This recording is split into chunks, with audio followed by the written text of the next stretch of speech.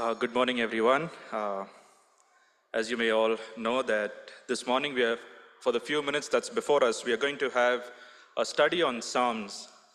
And I think the book of Psalms is a very, is our favorite book, if we can say that. It's a book that we go to very often. It's a book that we read, or it's a portion from the Bible that we read when we don't know what to read. And there could be many reasons for it. The book of Psalm can bring us comfort, it can bring us joy, it can help us with prayer, and so on. So for the few minutes that's before us, for the first part at least, we will look at various aspects about the book of Psalms, and then later on, maybe as time permits, we will study a few pointers from Psalm 1 and 2. So the introduction to the book of Psalms is a collection of 150 sacred songs, prayers, poems found in the Old Testament.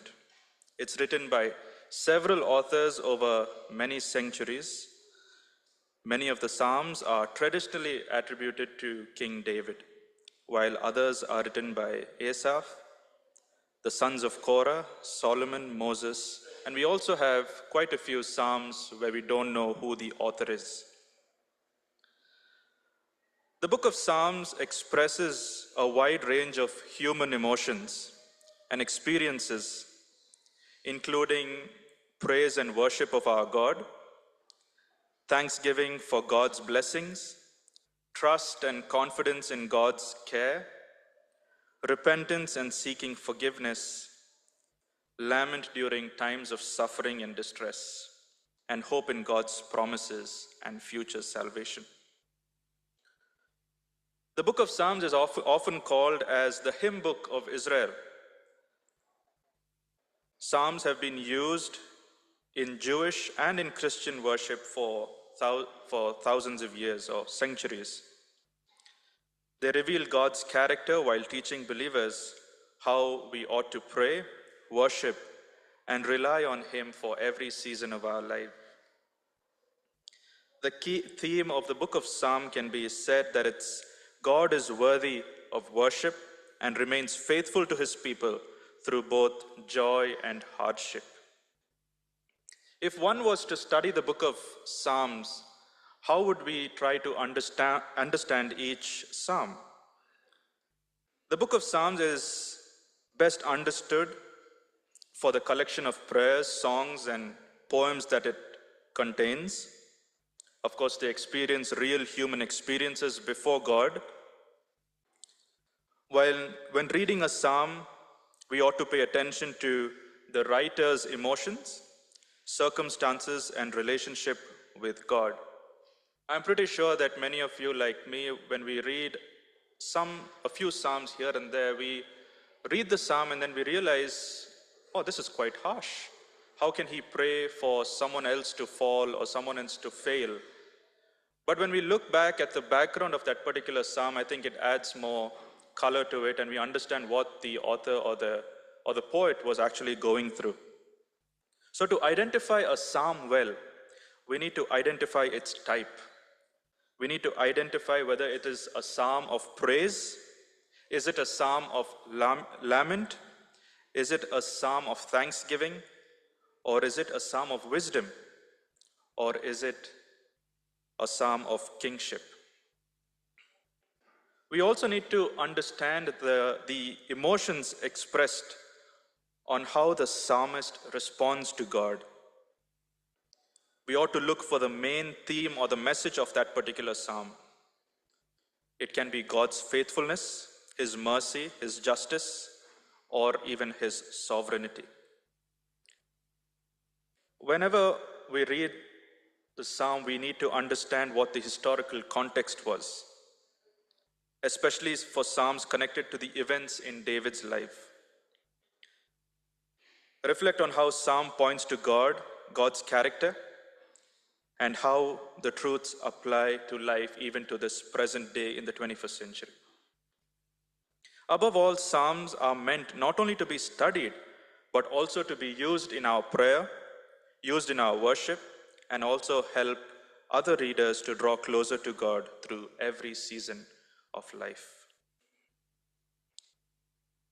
If you look at the book of Psalms in your Bibles, you may see that, depending on your version of the Bible, you will see that the book of Psalms is divided into 5 portions. It's called Book 1 through to Book 5.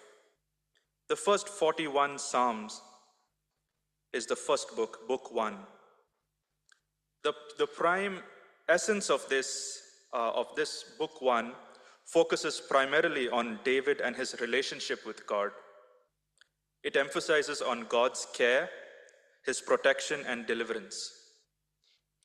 And mostly the Psalms within the first 41 Psalms are attributed to David. Book 2, from Psalm 42 to 72, contains Psalms from the sons of Korah, Asaph, David, and Solomon. This essentially highlights God's kingship and his rule over the nations. It ends with a note that concludes David's prayers, Psalm 72, verse 20. Book 3, from Psalm 73 to 89. This portion is dominated with Psalms by Asaph and the sons of Korah. It deals with national struggles, suffering, and questions about God's promises. When you read these Psalms, you will see the word when occurring quite a few times. And in this portion, we also see it has a more reflective and communal focus. Book 4, from Psalm 90 to Psalm 106. This begins with a prayer of Moses in Psalm 90. It emphasizes on God's eternal reign, his sovereignty, and faithfulness despite human failure or human frailty. It encourages God's people to trust in God even during our difficult times. Finally, Book 5, Psalm 107 to Psalm 150. These Psalms focus on thanksgiving, praise, and worship. And this is the book that also includes the songs of ascents, or in other words, the Hallelujah Psalms. It concludes with a crescendo of praise in Psalm 150.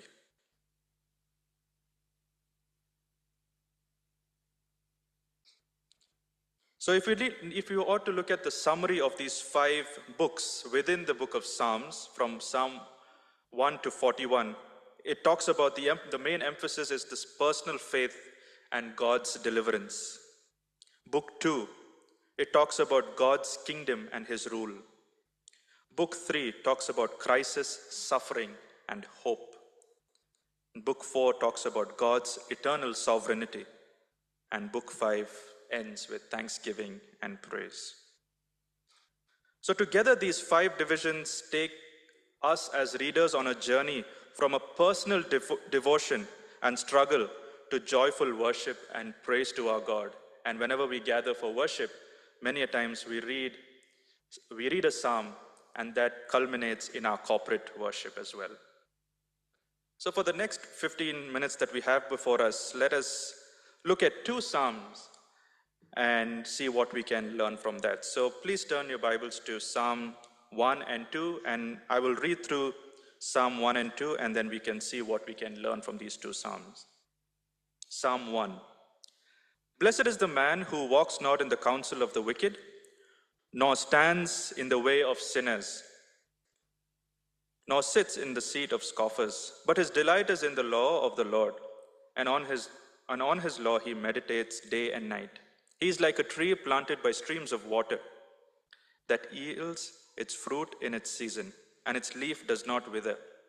In all that he does, he prospers. Verse 4. The wicked are not so, but are like chaff that the wind drives away. Therefore the wicked will not stand in the judgment, nor sinners in the congregation of the righteous. For the Lord knows the way of the righteous, but the way of the wicked will perish. Let's move on to Psalm 2.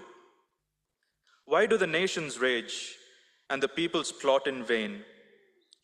The kings of the earth set themselves, and the rulers take counsel together against the Lord and against his anointed, saying, Let us burst their bonds apart and cast away their cords from us. He who sits in the heavens laughs. The Lord holds them in derision. Then he will speak to them in his wrath and terrify them in his fury, saying, As for me, I have set my king on Zion, my holy hill. Verse 7. I will tell of the decree. The Lord said to me, You are my son. Today I have begotten you. Ask of me, and I will make the nations your heritage, and the ends of the earth your possession. You shall break them with a rod of iron, and dash them with pieces like a potter's vessel. Now therefore, O kings, be wise, be warned, O rulers of the earth. Serve the Lord with fear, and rejoice with trembling. Kiss the Son, lest he be angry, and you perish in the way, for his wrath is quickly kindled. Blessed are all who take refuge in him. Psalm 1 and 2, they stand out because they are the gateway to this beautiful book. Rather than being ordinary psalms with the collection, they set a major theme that appears throughout this book. Psalm 1, it talks about the way of the righteous. It also talks about the two contrast ways of life, the way of the righteous and the way of the wicked. The way of the righteous, who delights in God's law and flourishes like a tree planted by streams of water. And the way of the wicked, who are like chaff blown away by the wind. Its focus is on God's word and personal obedience. The key question is, will you choose the path of righteous, or will you choose the path of the wicked? Psalm 2, on the other hand, talks about the reign of God's king. Psalm 2 shifts from the individual to the nations. Human rulers rebel against God. God establishes his chosen king. It says, the anointed one or Messiah on Zion. The nations are called to submit to him. Its focus is on God's king and sovereign rule. The key question here is, will you submit to God's king or join the rebellion? In Psalm 1, we reminded ourselves of the question there. Will you choose the path of the righteous, or will you choose the path of the wicked? In Psalm 2, the question is, will you submit to God's king or join the rebellion? Psalm 1 and 2 in many ways complement each other. Psalm 1 focuses on God's law. Psalm 2, on the other hand, focuses on God's king. Psalm 1 talks about an individual person. On the other hand, Psalm 2 talks about nations and rulers. Psalm 1, the righteous versus the wicked. Psalm 2, it's the faithful versus the rebels. In Psalm 1 and in Psalm 2, we read of blessing. Psalm 1, the blessing is through obedience. And in Psalm 2, the blessing is through submission. The clue to that is if you read Psalm 1 verse 1, it says, blessed is the man. It's talking about one person. But if we look at Psalm 2 and verse 12, it says, blessed are all. It's talking about a collective group of people. Notice that both Psalms begin and end with the theme of blessing. It says, blessed. It forms a literary frame. Why does this matter to us? These two Psalms provide a vision or a lens through which the rest of the psalm can be read. In Psalm 1, it's about meditate on God's word. And Psalm 2, it's about trust and submit to God's King. Many scholars who study scripture, they see them as a two-part introduction that summarizes the Psalm's central message. The blessed life is found in delighting in God's instruction and taking refuge in his anointed King. As the rest of the Psalms unfold, we as readers repeatedly encounter these themes of obedience, of worship, of kingship, suffering, trust, and then ultimate hope in God's reign. How does it prepare a believer to value God's holiness, God's redemption, God's plan for man, man's walk with God, and Christ as our Savior? Psalm 1 and 2 prepare a believer to read the rest of the Psalms with the right understanding of God, the right understanding of humanity, and also the Messiah. Together, in these two Psalms, these lay the spiritual foundation or the scriptural foundation in 5 important areas. Firstly, valuing God's holiness. Psalm 1 draws a contrast between the righteous and the wicked. God knows the way of the righteous, but the way of the wicked leads to destruction. Verse 6. This teaches us that God is holy and morally pure. He distinguishes between good and evil. Fellowship with God requires turning away from sinful counsel and practices. A believer learns that God's holiness is not merely an attribute to admire, but a standard that shapes our daily living. Secondly, valuing God's redemption. Both Psalms reveal humanity's need for salvation. In Psalm 1, we are reminded that sinners cannot stand before God's judgment. Psalm 2, on the other hand, tells us that people and nations rebel against God. We who read scripture, we can immediately realize that no one can save themselves. This creates a need for a longing for God's mercy and redemption. Throughout the psalm, believers repeatedly cry out for forgiveness, deliverance, and restoration because they recognize their need for God's saving grace. Thirdly, understanding God's plan for humanity. Psalm 1 reveals to us God's desire for his people to flourish through obedience to his word. In verse 3, it says, like a tree planted by streams of water. This reflects God's original purpose for humanity, living in a close-knitted relationship with God, delighting in his instruction, bearing fruit that blesses others. Psalm 2, on the other hand, expands a picture to the nations, showing that God's plan is not limited to individuals, but extended to the whole world under his righteous and sovereign rule. Fourthly, understanding man's walk with God. Psalm 1 is essentially a picture of discipleship. What does the blessed person do?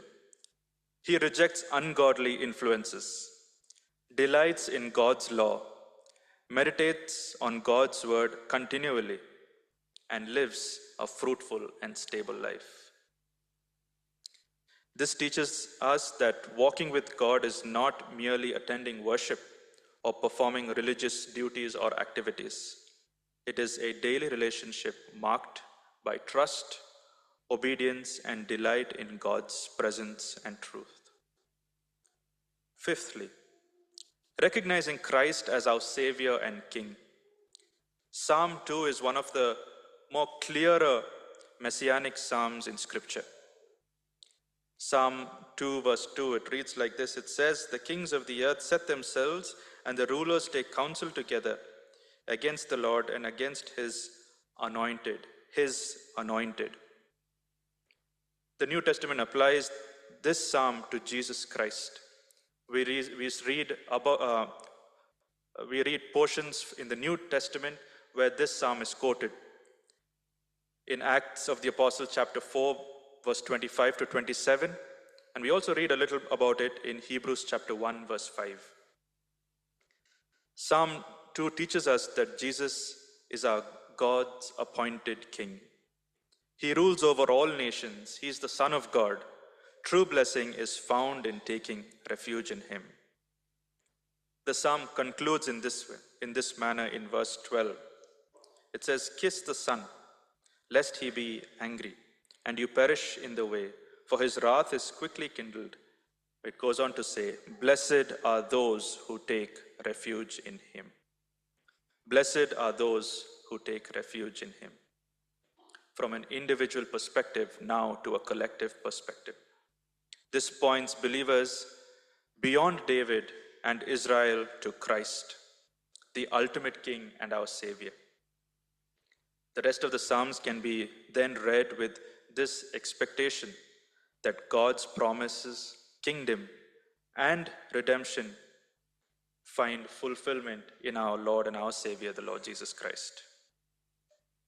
To summarize, Psalm 1 and 2 prepare believers to read the entire psalm by teaching that God is holy and calls people to righteousness. Humanity needs redemption because of sin and rebellion. God's plan is for people and nations to live under his rule. Walking with God requires delighting in his word. Christ, God's anointed king, is the refuge and savior of all who trust in him. Together, both these psalms, they answer the two foundational questions of life. Psalm 1 talks about how should we live? Psalm 2, on the other hand, talks about whom should we trust and obey? The ultimate answer is that one person. The answer to both is found ultimately in a life centered on God and fulfilled in Jesus Christ. Shall we pray? Our gracious Lord and our loving Heavenly Father, we are grateful to you for this